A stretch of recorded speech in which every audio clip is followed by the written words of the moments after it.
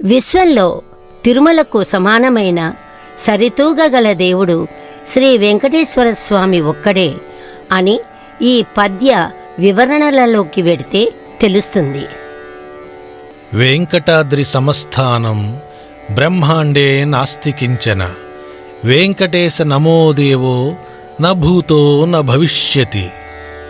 ఈ ఏడుకొండల దివ్య శిఖర శ్రేణుల మధ్య కొలువై ఉన్న శ్రీ వెంకటేశ్వర స్వామి ఒక మానవాతీత శక్తి. సాక్షాత్తు కలియుగ వైకుంఠవాసుడు కొలువైయున్న కొండను వీక్షించి భక్తి పారవస్యంతో కొండలెక్కడం ప్రారంభించాం. ఆ స్వామి దర్శనం కోసం ఆరాటపడటం, నిత్యనామ స్మరణమే భక్తుల్ని ఆ దేవదేవునికి చేరువ కావటానికి ప్రయత్నమే అని చెప్పాలి.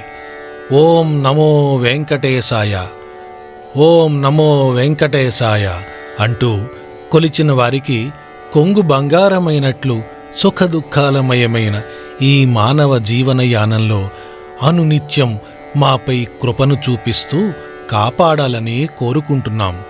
నీ అనుగ్రహం తప్పక పొందగలమనే నమ్మకంతో వస్తున్నాం స్వామి అంటూ తపన పడని భక్తుడు ఉండడు. కాలం ఎప్పుడూ ఆశాకిరణమే.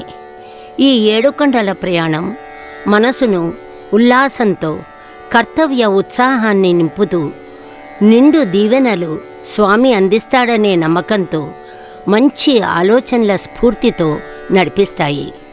ఇంతెందుకు, అజ్ఞాతంగా అండదండలు సమకూరుస్తూ భక్తుల సుఖ దుఃఖాలలోనూ సుదూరం కాని ఆయన సామీప్యం మనకు ఎనలేని స్వాంతన ఇస్తూనే ఉంటుంది తిరుమల ప్రయాణ కాలంలో.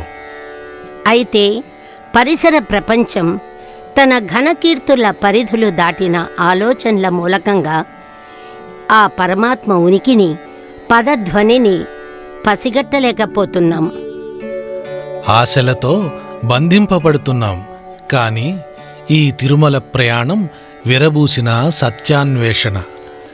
తిరుమల మహాద్వార దర్శనం సుదూరం నుండి చూసి సమీపించగానే స్వామి కొలువైయున్న ఆనంద నిలయం వైపు నెమ్మదిగా తరలి కలిగిన దర్శనం మోక్షకారకం, శాంతిదాయకం, కైవల్యదాయకం.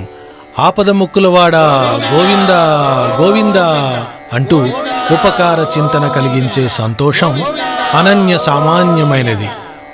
ఓం నమో వెంకటేశాయ, ఓం నమో వెంకటేశాయ, ఓం నమో వెంకటేశాయ.